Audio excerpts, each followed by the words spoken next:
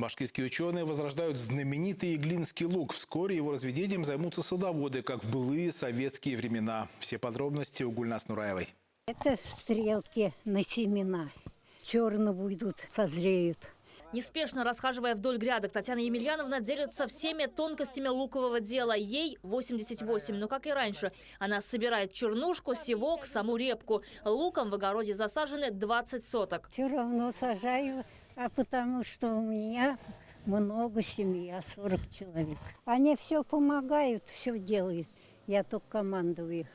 Выращивание лука для Савичевых всегда было делом семейным. Дети Татьяны Емельяновны, сами уже пенсионеры, вспоминают. Когда родители уходили на работу, именно они пропалывали, окучивали, собирали урожай. Крупный, в меру сладкий иглинский лук. Прежде всего он славится тем, что долго хранится. Вот мы в июле убрали, в апреле только он начинает прорастать. Понимаете, какой срок проходит? Вот с нашей деревни, конкретно с наших участков, забирали на экспорт. Нам привозили специальную тару, упаковку, 35 килограмм. Вот мы это, дети, все набираем, взвешиваем, чтобы 35 килограмм было.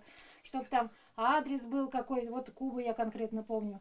Шел на Кубу. Алатарка, Балтика, Калтыманово и Глино. В свое время лук выращивали практически в каждом дворе. Сейчас хранителей промысла единицы, да и у них объемы минимальные. Все это из-за отсутствия рынков сбыта. Но самое печальное, говорят местные, что так может потеряться сам сорт. Известный еще в начале прошлого века. Широко известен иглинский лук. Москва, Ленинград, Урал, Сибирь и Дальневосточный край – потребители этого лука. Это отрывок статьи с газеты «Красная Башкирия», номер от 9 мая 1937 года. И одно это является подтверждением того, что уже в те далекие годы иглинский лук был настоящим брендом. Начиная с середины прошлого столетия и до 90-х республика была одним из основных производителей лука. Именно Иглинский район был в числе передовых. Республика Башкортостан сдавала около 18 тысяч тонн лука. Около 12 тысяч тонн сдавал вот наш Иглинский район. Ну вот посмотрите, выровненный стебель, мощный, причем не ломающийся. Выполненное соцветие диаметром от 5 до 10. Если вот такой шарик будет, значит что-то уже не то. Выровненное соцветие, обязательно 5-6 стеблей. На полях учебно-опытного хозяйства ученые Аграрного университета возрождают знаменитый Иглинский лук. Вот я хотел показать лук, который хранился уже больше 1,5 лет. Вот сухие чешуи у нашего сорта желтоватые, с таким отливом, да?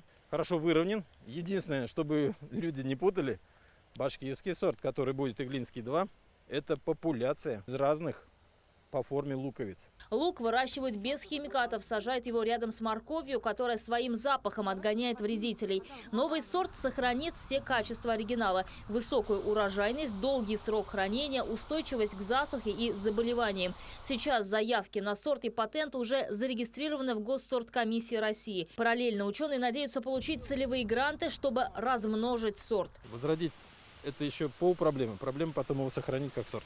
По большому счету, это новый сорт, но за его основу взят тот самый из частных подворий. Само название «Иглинский-2» – это дань уважения тем, благодаря кому местный лук в свое время получил известность во всем мире. Гульнас Нураева, Азамат Даянов, Азамат Ахмадишин, Вести Башкортостан.